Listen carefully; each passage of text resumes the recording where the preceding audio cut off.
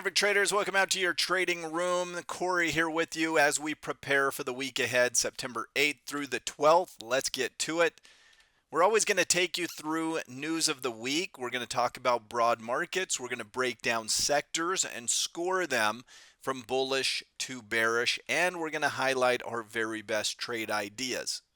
Disclaimer. This video was created for professional stock and option traders. Maverick Trading is a proprietary trading firm that employs professional traders around the world. Our traders trade firm capital and keep 70 to 80% of profits they generate. All trades and analysis in this video are for professional traders only. If you are interested in becoming a professional trader for Maverick, click the Apply button in the video description. Let's get ready for the week. So last week, not surprising, we're in a bull market. The market's made yet another new all-time high. There was a small increase in selling on Friday, but that can be explained by the S&P 500 rebalancing. So that actually took place today in the markets, Friday, September 5th. So that increase in volume was just rebalancing. It's basically shares being bought and sold, a rebalancing to get your percentages back. It's not anything that's a big market mover. Treasury yields dropped sharply lower. This marked a new 5-month low. Why are yields going down? Well, they're reflecting an expectation that the Fed is about to come in and start to cut rates. Precious metals continue to outperform. Gold mining stocks continue to surge higher. So as we look at last week, it pretty much was status quo in terms of expectations and meeting those expectations. If we look at ISM manufacturing PMIs, basically came in at about where we were expected to be. If we look at ADP, a little bit weak on the jobs number. If we look at non-farm payrolls, quite a bit weaker on the jobs number. But why did the market, say like that news? Well, the weaker the jobs data, the more likely a rate cut. So you can look at it as bad data means Fed more likely to cut and more stimulus and so forth. Now, the Fed has two mandates, right? Price stability, inflation, in other words, and employment. So employment has been weakening quite clearly, and that is the bigger concern. So let's come over and take a look at the markets. We had the Dow down slightly for the week, the S&P basically flat. Both Dow and S&P basically flat. The NASDAQ was up 1%. Russell 2000 small caps up 1. Gold, the outperformer, up 4. Oil underperformed, down 3% on the back of OPEC increasing production. So as you look at the S&P 500, yet another new all-time high. Again, I want to point out this uptick in volume is not anything to get too freaked out by. Rebalancings are basically saying, 12%, well, maybe not that high. Let's say that 7% of our money's in NVIDIA and we want to get it back to 6.5. Well, there needs to be some NVIDIA shares sold and other things bought, but it's just rebalancing. It's not, it's not a net selling or net buying experience. They're basically just rotating from one stock within the S&P 500 to another. If we look at the trend is quite clearly from lower left to upper right. You could even argue that we've been in a little bit of an ascending triangle pattern where the highs have been stalled at about the same level and the lows are rising higher and higher. We'll see what Monday brings. You'd like to shake off this little bearish day today and continue to work our way higher. Again, the NASDAQ 100, similar dynamic. If we were to slap a trend line on here, something along those lines. If we were to slap a resistance point up above, a little bit of an ascending triangle type of pattern, the next stop should be a breakout higher. That would be where the market should go if this trend is going to continue to remain strong.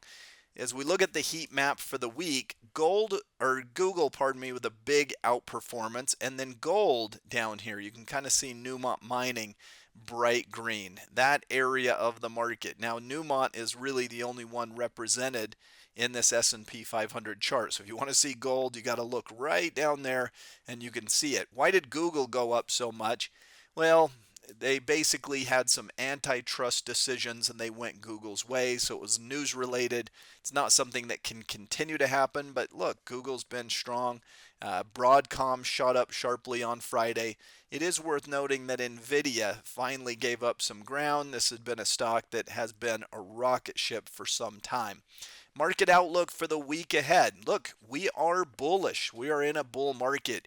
If you've read the book Reminiscence of a Stock Operator, it's a great book. Edwin Lefebvre, he writes about the old bull, and the old bull's wisdom is, I stay long when it's a bull market. Well, there's some real good wisdom in just not putting too much in terms of your what you see or your political views or all those things, and just simply say, well, it is a bull market. I need to be bullish.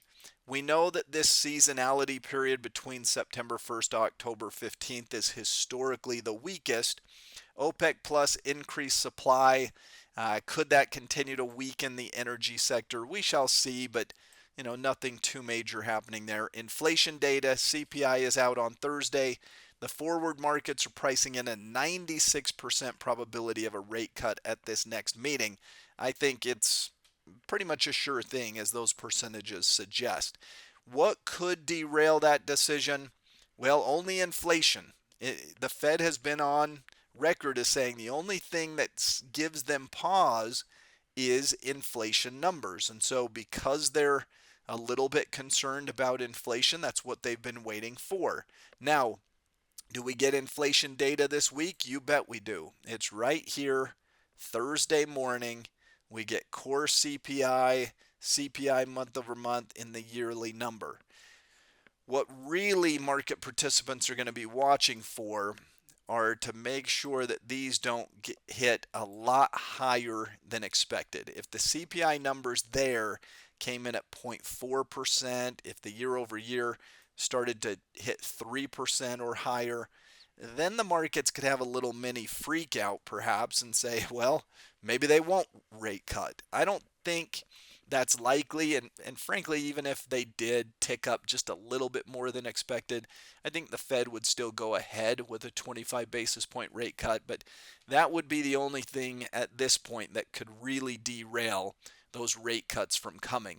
Now, if we look at the markets, we look at our weekly, monthly outlook, we're in a bull market. So we are remaining bullish until the market tells us not to. So let's look at some sectors and dig down a little bit deeper. If we start at utilities, we had negative 1%. Comm services up 3%. Financials down 1.7. Consumer stocks up 1.5. Energy, the big underperformer, down 3.35. Everything else basically flat on the week. Well, let's look at that utility chart, and utilities are about the only thing that has traded down below these moving averages over the last week. We have consumer staples, which have already been below these moving averages, but utilities certainly gave up some ground. Now, is this just choppiness? Is this just more of that zero rating? To this point, yes. We've got the 50 sloping up, the 20 starting to curl down. It's not like it's a runaway bear market by any stretch, but not acting great. So utilities remain a zero. Comm services, I mean, this looks fantastic. That is a +3 if I've ever seen one. We broke out above the resistance zone up here, and away we're going to the upside. So comm services looks fantastic. We've got real estate. Well, we had graded this as a neutral, and nothing this week changed that. We initially dropped down to start the week, then we rallied back, basically unchanged with where we were last Friday. Well, that's a zero. I mean, if you go one whole week of trading and you're right back where you were, that's a zero rating. Healthcare, we kind of like the setup here. When you shoot up above the moving averages, you leave a gap unfilled, and then you high base up on top of that. These are all characteristics that we love to see. That open gap shows power and energy and momentum. We're basing up here near the highs. Healthcare looks pretty darn solid. and then upside breakout looks like the next play. So healthcare is on our watch list, on our to-do list. We still like that sector as a bullish sector. Industrials next. Here you got choppiness around the moving averages. The moving averages have been sloping sideways. Really nothing's changed. We're still at a zero. We're very close to where we were last Friday in terms of price. Down very slightly, but essentially unchanged. If there was one sector that really got hammered on Friday, it was financials. Financials had been basing and then they really sold off on some volume. This type of volume doesn't look like rebalancing. This is a little bit more aggressive than that. So financials had the biggest downgrade from a really good looking chart to a mildly bullish, even kind of neutral ish. We're still above the 20 by a thread. We're still above the 50. They're still upward sloping, but we're almost like a +1, maybe headed towards a zero. So financials do not look great anymore. Consumer stocks, consumer discretionary, you're still in that upward phase, that upward trend. You can see the upward effect there. Consumer stocks still look solid. That's XLY. Next sector, we've got consumer staples. So different than the consumer discretionary, the staples have spent the most time below their moving averages recently. As far as weak sectors, this is the weakest sector in my view. And if we look at it, you've got a level of support that's been bounced on. This is now 3 times. I would argue this has the look of a sort of cup and handle, inverse cup and handle, which is the bearish price pattern. So in a cup and handle, you basically have a key level. In this case, the inverse, which is the bearish, you bounce up, you come back to that key level, then you get a more mild bounce, which creates the handle, and away we go to the downside. So just as I like healthcare for bullish candidates, if you are interested in bearish candidates right now and need some of those for your allocation, XLP should probably be at the top of the list. And what are consumer staple stocks? Well, it's all the big name. Kellogg's was down big today. That's a consumer staple. You've got the Targets and the Walmarts and the Costco's of the world.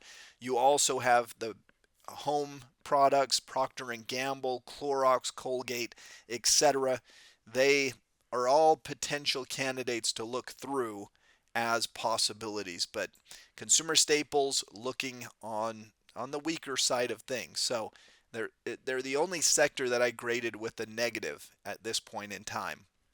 Technology consolidating. It had been at a zero. Well, guess what? Still at a zero. We're basically unchanged from last Friday. Tech didn't really change much at all this week. Material stocks, materials acting better. You could see how this could be on the cusp of a breakout to the upside. Resistance, the rising lows. That's a nice ascending triangle pattern. Next up, we need to break out to the upside. That is where we need to go from here if you're bullish on the material sector. I suspect that's probably where it's going. Nice upward slope in the moving averages, recent test at them, and bouncing nicely. The material sector looks pretty solid as well. Last but not least, we've got energy. And energy got smacked upside the head with OPEC and their increase in supply of oil. You can see that we had a little cycle of a nice upward surge, and then it's given a good amount of that back. And that really pulls us back here where you'd say it could go either way. It could break down, it could bounce back up. But I suspect that it's more of the neutral variety. You know, do we give it a little bit of a bullish view because we've got the upward slope and we're above the moving averages? Yes, but I would call this like financials. It's a +1, but it's a negative looking +1, right? It's almost like we could see this being downgraded to a zero very soon. So we'll see. It needs a big turnaround if it's going to get back in the bullish territory. right now, missed opportunity and really bad price action in oil and energy related assets this week. So here's how we have them stacked up. The strongest sectors: consumer, comm services, and healthcare. Weakest sector: consumer staples. Financials got a nice downgrade. Energy got a nice downgrade where they were looking better and now they're on the weaker side of things. All right, so let's come over now that we've scored sectors and markets. We've got to allocate capital. So we are bullish. Our desired outlook would be as follows. We're going to lose some trades this week. So we're going to lose one in utilities. We're going to lose one in energy. We're going to lose one in consumer staples. We still have that bullish outlook, right? Above the 20, above the 50, still grading out very strong. So because we have a very bullish outlook, we're going to have primarily bullish trades on. So as we go to our allocation for our outlook, we want to have this category on the far right. We have a +3 outlook, monthly outlook on the S&P 500. So we need to stack up. You can see there's 2 +3s, 4 +2s, 3 +1s. The majority of our trades are up here in the pluses. We only have desired to have a couple in the negative category. So definitely skewed bullish, and we want to keep that pattern. So we're losing some trades. We're going to add on one neutral in energy, one +2 in consumer, and one +1 in healthcare. Looking at our stronger sectors for bullish candidates, looking at a more neutral-ish sector for neutral candidates. So let's look at these three possible trade ideas that we can add to the mix. The first one we're going to talk about is healthcare. And this one, we want a bullish trade. United Health fits the bill. United Health is a stock that had been in a deep downtrend. Again, characteristics of breakouts and energy. Look at the gap higher, and that kept the gap open. Big gap on volume. So perfect breakout there. As it broke out above those moving averages, you'd think that, well, there should be some profit taking. There should be people, locking in gains and so on, probably going to knock the stock back down. Not really. And this is a sign of strength. When all a stock can do is just go sideways, there's not even enough selling pressure to really get it all the way back to moving averages or anything that way. It tells you that this thing is just strong. And it looks like we're going to have another breakout out of this base coming up. So with UNH, we were looking at a September 19th, 315, 320 bull call spread. That will put us in a +1 category. Our risk is less than our reward. We don't need the stock to go up a ton to make money, but we do need it to go a little bit higher over the next couple of weeks. So UNH, that's the trade we were looking at, the 315, 320 bull call spread, and you should be able to pay less than $2 for that spread, which means your reward is over $3 in that spread. So nice little trade there in UNH, nice setup for more upside. Next trade, we've got consumer stocks, very, very bullish sector. Amazon is in this comm services / consumer. It's actually both categories. I think it's officially in comm services. They had a reallocation, a redoing of sectors a few years ago, and I'm pretty sure Amazon ended up in that group. Well, it popped up on our scan accordingly. And like I said, it really fits in with both of the stronger sectors. Amazon's been in an ascending triangle. I suspect we're going to see more upward push. Now we have a little gap here, but this gap, even if we have a little back and fill on Monday, that'd be fantastic. We'll get a little bit better price for the September 26, 235, 240 bull call spread. This one's a little bit more bullish in that it's a little bit more out of the money. So we need a little bit more out of this. Not that much. Still a great risk to reward. And all we need is for it to finish above 240 per share, which is, well, just slightly higher than where I've got that marked. It would be right up about there. 240 per share in about 3 weeks' time on September 26th. So again, the 235, 240 bull call spread in Amazon. And you can see this upward push, bigger drop, more shallow, and it just keeps climbing higher and higher. That's what the ascending triangle pattern is all about.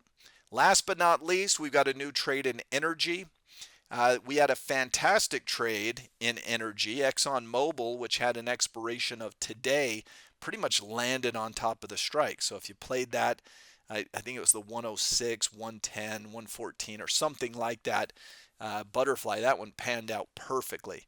Well, energy looks like it can be more of a sideways pattern still. We were looking at ConocoPhillips. Sideways trade, September 19th, the 90, 95, 100 butterfly. It's a neutral butterfly, but it has just a very slight upward target. The ideal target is just a little bit above current prices, but you've got a zone between here and here. And if we were to draw the risk graph, normally when you look at a risk graph on a butterfly, you have your profit over here, your losses over here, you've got your break even that comes through the middle, and then a butterfly will look like this, right?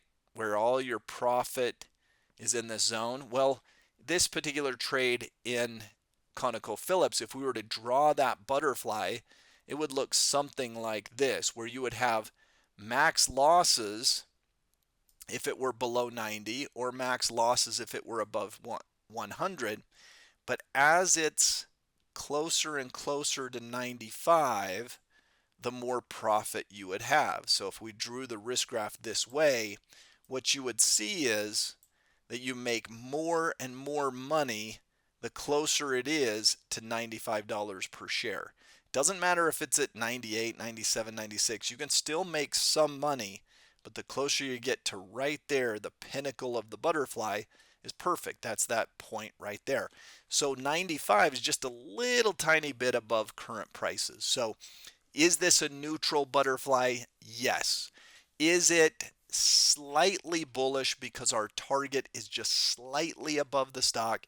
Yes, it is. But that's the structure. That's the trade. So ConocoPhillips, the 90, 95, 100 call butterfly with an expiration of September 19th. CPI comes out on Wednesday. All expectations are that the Fed is going to go full bore on rate cuts. Bond yields are already reflecting that. We are entering seasonally a very rough period. Doesn't have to happen this year, but seasonally, September, October period are the rough ones for markets. Hope you enjoyed today's trading room. Have a great week coming up, everyone. We'll see you next time.